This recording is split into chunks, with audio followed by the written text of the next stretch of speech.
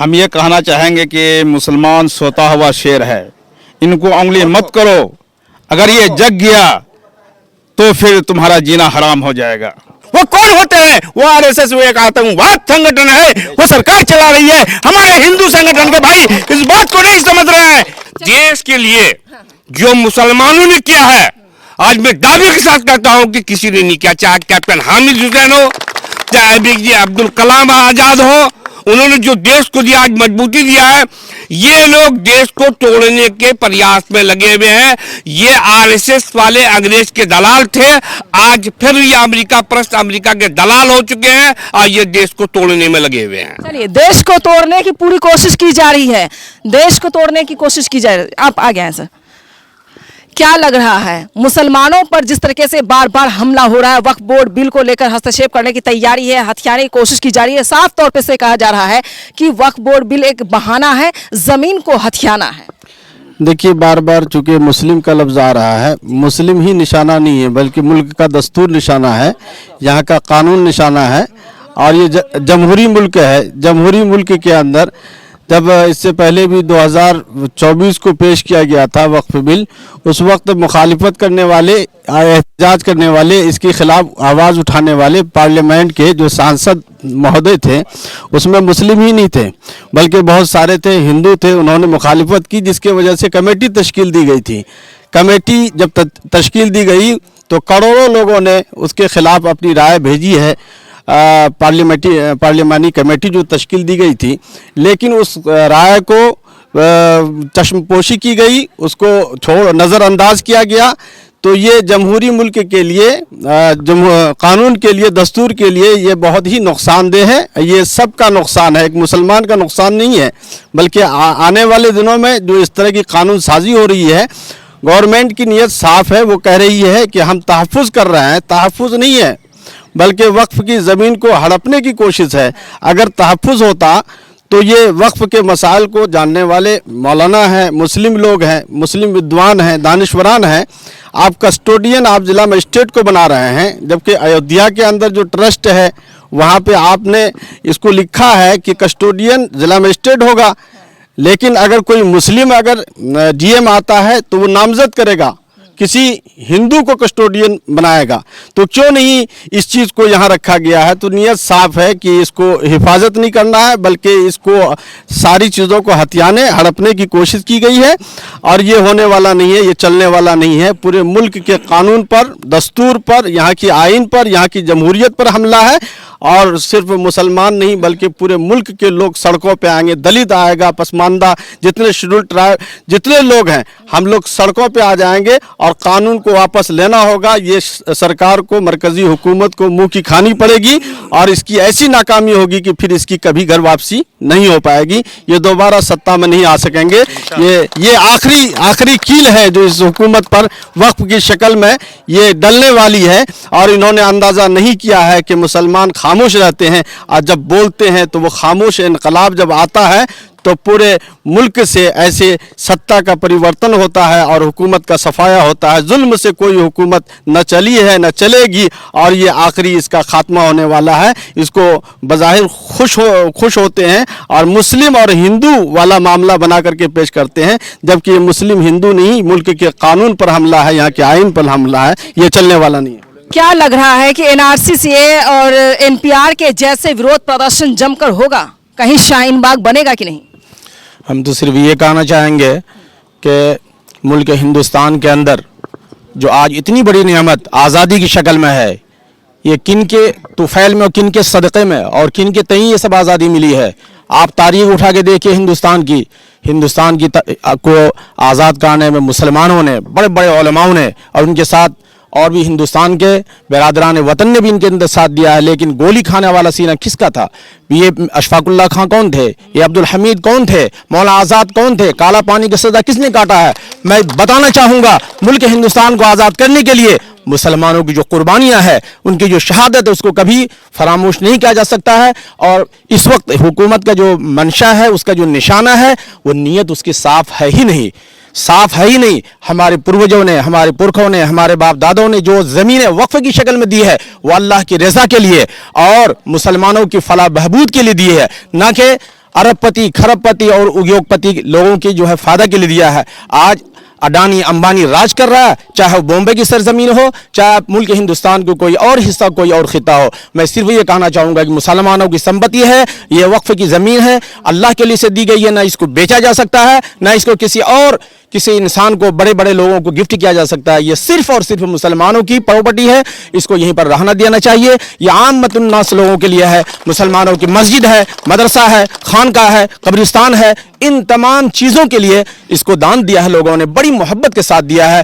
जब आपके कानून के अंदर, ज़ाब्ते के अंदर और नन मुस्लिम का आपका जो भी एक्ट है उसके अंदर किसी मुसलमान को उसके अंदर शामिल होने की, दाखिल होने की, जाने की कोई परमिशन है ही नहीं है, तो फिर क्या वजह है कि नमाज के लिए मस्जिद और उसके लिए एक इमाम, और उस इमाम का फैसला कोई नन मुस्लिम करेगा? ये हरगिज़ इसको बर्दाश्त नहीं करेंगे। इंशाअल्लाह ये लड़ाई हमारी जारी रहेगी और सुबह क़यामत तक जारी रहेगी। जब तक हम लोगों को जान है, ईमान है, शान है, आन है और बान है, हम लोग इसके अंदर लगे रहेंगे और सड़कों पर हम लोग इंशाअल्लाह उतर जाएंगे। इंशाल्लाह 2000 अब बताया जा रहा है कि 2025 जी अब बताया जा रहा है कि 2025 तक के जो संपत्ति है वक्फ के पास, उस पर हाथ नहीं लगाया जाएगा। तो क्या आप लोग सहमत है बिल पास हो जाए तो?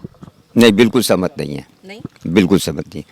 मैं एक बात और पेश करूं, मुल्क की आज़ादी के बाद 2013 में संशोधन हुआ और वो बदस्तूर कायम था, इसलिए कि ये मुल्क जो है गंगा जमनी तहजीब का एक अटूट हिस्सा है।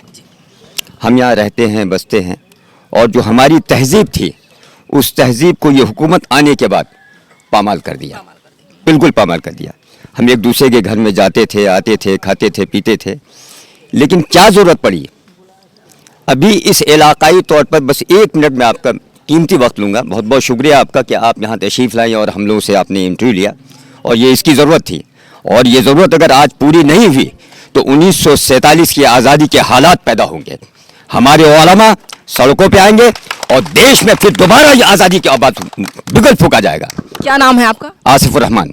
आसिफुर रहमान। आसिफ साहब ने बहुत बड़ी बात कह दी है कि अगर इस तरीके से मुसलमानों पर बार बार हमला हुआ तो वो दिन भी दूर नहीं, जो 1947 की तस्वीर बनी थी वही तस्वीर एक बार फिर से दोहराई जाएगी। दूसरी बात, हमारे इलाके में तकरीबन 100 से ज़ायद ईंटा भट्टा वाले हैं, आज वो भूख मर रहे हैं। मैंने पूछा कि उसकी क्या वजह है, तो उन्होंने कहा कि अडानी अंबानी की ईंट बिकनी है, वाइट वाली। हम लोग की ईंट अब नहीं ली जा रही है, ना सड़कों में, ना और किसी जगह, ना सरकारी मकानों में। अब वो अडानी अंबानी को, चूंकि उनके सीमेंट की फैक्ट्री है, उनकी ईंट बिकनी है, तो तमाम जगह हुकूमत ने नोटिस भेज दिया है कि आपको वाइट ही वाली ईंट लगानी है ताकि अडानी जी अंबानी जी बड़े हो जाए। और हमारे ईंट के जितने भट्टे मालिक सब भूख मर रहे हैं। ये ईंट के भट्टे हैं कहाँ? यहाँ अररिया जिले में। कवरेज करूंगी, बिल्कुल बिल्कुल कवरेज कीजिए आप। बिल्कुल आबिद साहब है, हाजी आबिद साहब सदबिटा है, उसका सरवर साहब है, अहमद साहब है, जोकी में है। आप इसको कवर कीजिए। वो लोग भूख मर रहे हैं, कर्जदार हो गए हैं, कारोबार ठप हो चुका है। वो सिर्फ डायरेक्ट ये बोलते हैं कि अडानी अंबानी का ईंट अब सरकारी मकानों में लग रही है, सड़कों में लग रही है, तमाम जगह, और हम लोग भूख मर रहे हैं।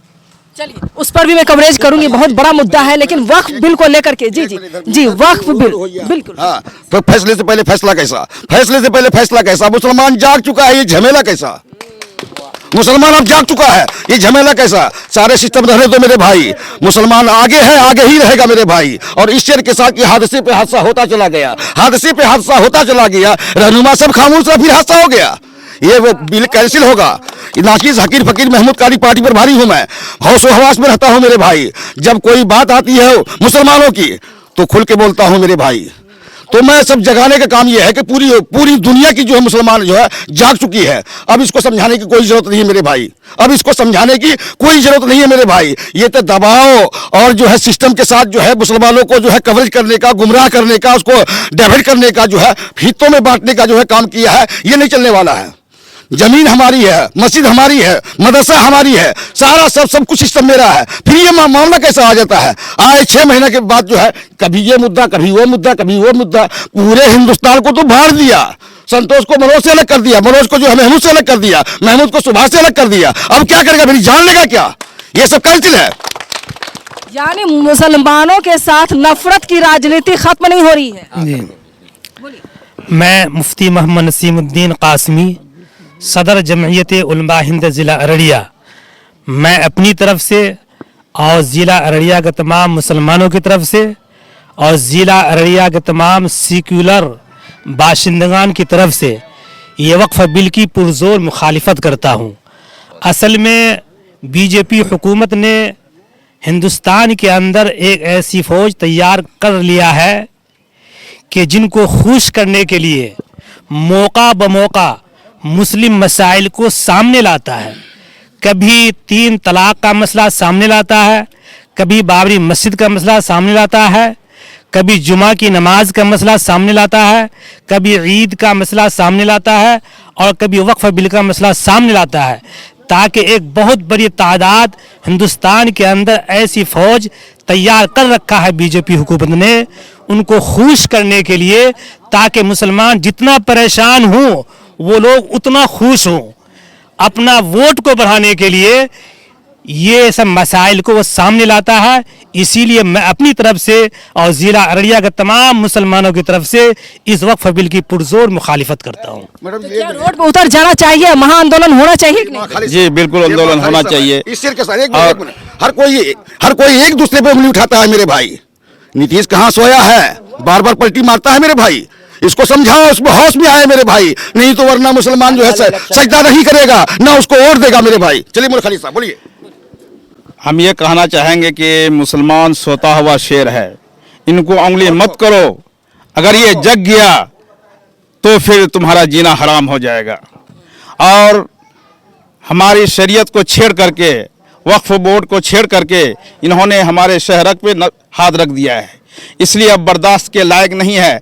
हम रोड पे उतर गए तो फिर तुमको अंग्रेज के तरह जिस तरह हमने भगाया था, फिर उसको उसी तरह हम तुमको भगाएंगे। और खून की सपोर्ट कर रही है आप लोगों को? तारीख शाहिद है। आरजेडी सपोर्ट कर रही है आप लोगों का? नहीं, कोई सपोर्ट नहीं कर रही। ये नीतीश कुमार तो पलटू राम है। ये मुख्यमंत्री होने के बाद और मैंने इशारा किया, मैंने फेसबुक में डाला और वायरल किया मैंने कि हादसे पे हादसा होता चला गया, रहनुमा सब खामोश रहा, फिर हादसा हो गया। हमारे नीतीश जी जो है मैं सबको काफी देर से सर आप खड़े हैं, आइए। कमेंट नहीं करेंगे, चलिए कोई बात नहीं है। अंग्रेजों के चंगुल से हिंदुस्तान को आजाद करने में मुसलमान भाई अपने जान दे दिए, शहीद हो गए। और इस कानून को, काले कानून को रोकने के लिए मुसलमान अब भी शहीद होने के लिए तैयार हैं। हम शहीद हो जाएंगे लेकिन इस कानून को पास होने नहीं देंगे। हिंदू मुस्लिम सिख ईसाई आपस में है भाई भाई। ये बहुत प्राचीन काल से ही आ रहा है और मध्य काल में भी हुआ है, आधुनिक काल में भी है। वो कौन होते हैं? वो आरएसएस, वो एक आतंकवाद संगठन है, वो सरकार चला रही है। हमारे हिंदू संगठन के भाई इस बात को नहीं समझ रहे हैं। क्यों नहीं समझ रहे हैं? क्यों नहीं समझ रहे वो लोग? आज हमारे मस्जिद में, हमारे मदारिस में, हमारे कब्रिस्तान में ये हमला कर रहे हैं। कल होकर के आपके गुरुद्वार में करेंगे, मंदिर में करेंगे, आपके बिया स्थल में जाके करेंगे, तब आप क्या करेंगे? इसीलिए हम लोग को इसी समाज में एक साथ मिलकर के रहना है, एक तो बना करके रहना है और इस सरकार का हम लोग को विरोध करना है, विरोध करना है, विरोध करना है। हम लोग शहीद हो जाएंगे, इस कानून को, इस बिल को पास होने नहीं देंगे। मुजफ्फर हुसैन, अररिया। क्या नाम हुआ आपका? मुजफ्फर हुसैन। मुजफ्फर हुसैन ने भी दावे के साथ बहुत सारे सवाल ठोक दिए हैं। मेरा नाम रंजीत पासवान है। रंजीत जी, क्या लग रहा है ये जो वक्फ बिल का जो मामला बहुत ज्यादा विवाद में आ चुका है, क्या करना चाहिए, इसको कैसे रोका जा सकता है? ये हम बता रहे हैं कि हम लोग जब से मेरा जन्म हुआ है तब से हम देखे अररिया के अंदर में रमजान जो मनाता है, राम का भगवान आता है, सारा मुस्लिम मनाता है। और दीपावली जो मनाता है उसमें मुसलमान का नाम आता है लेकिन हिंदू मनाता है। हम जी, और हम लोग में किसी तरह का मतभेद नहीं है। ये जो गवर्नमेंट है, भाजपा का जो गवर्नमेंट है, इसका बीच बीच में यही काम है, जब चुनाव का टाइम आएगा तो कुछ न कुछ कर देना है। और वो ऐसा करता है कि वो हमेशा चर्चा में रहे, लोगों को बांटने का काम करता है। और ये बांटने का काम अब यहाँ पर अररिया में उनका नहीं चलेगा और पूरे देश में नहीं चलेगा भाजपा का। ये आने वाला जो सरकार है विधानसभा का, ये अररिया में तो हारेगा ही हारेगा पूरा बिहार में। और देश का चुनाव अगला बार एकदम जहाँ जाएगा वो कहने का बात नहीं। ये सरकार जो है निकम्मा सरकार है, हिंदू मुसलमान करता है। दलित के बारे में आप देखिए, SC ST जो है उसमें संशोधन करने का बात करता था उसके बिल में। उसका बाद जो बोलता है संविधान को चेंज करने का बात बोलता है। संविधान ये सरकार थोड़ी बनाया है, नहीं बनाया है, संविधान अम्बेडकर जी बनाया है। और अभी जो है उनको अभी जो पता कीजिएगा, अम्बेडकर जी को हमेशा बुराइयाँ करता है वो लोग, भाजपा वाला लोग हमेशा बुराइयाँ करता है, तो हम लोग उसका विरोध करते हैं। गांधी को भी नहीं मानते, कौन? बीजेपी गांधी को भी नहीं मानती है। देखिए ऐसे कहने का है, लेकिन उसको जो है कट्टरपंथी है जो, वो उस हिसाब से अपने हिसाब से वो लोग काम करता है। ऐसा नहीं गांधी को मानता है, वो गोडसे को मानता है, वो सब ऐसा बात नहीं कि नहीं मानता है। और जो दलित है, मुस्लिम है, इन लोग को साइड करके चलता है। और देखिए आज़ादी का 70-80 साल हो गया है, होने के बाद भी इतना दिन भी देश आजाद नहीं हुआ। उसके बारे में जो अभी लोग भूमिहीन है उसके बारे में नहीं सोचता है, शिक्षा नहीं है उसके बारे में नहीं सोचता। बेरोजगारी है, गरीबी है, हंगर इंडेक्स में इंडिया की हालत देखें। ये हिंदू और मुसलमान मस्जिद, इसके बारे में सरकार हमेशा बात करता है। तो ऐसा सरकार को हम लोग नहीं चाहते हैं। आने वाला सरकार को हम लोग बदलेंगे। ये जो जिसका जो हक है, जिसका जो संपत्ति है, उसका हक उसको मिलना चाहिए। लेकिन वो उसका कहना है कि नहीं उस पर हम दावा करेंगे, ये गलत चीज है उनका, हम इसको विरोध। चलिए, काफी इंतजार, एक एक करके काफी देर से खड़े हैं।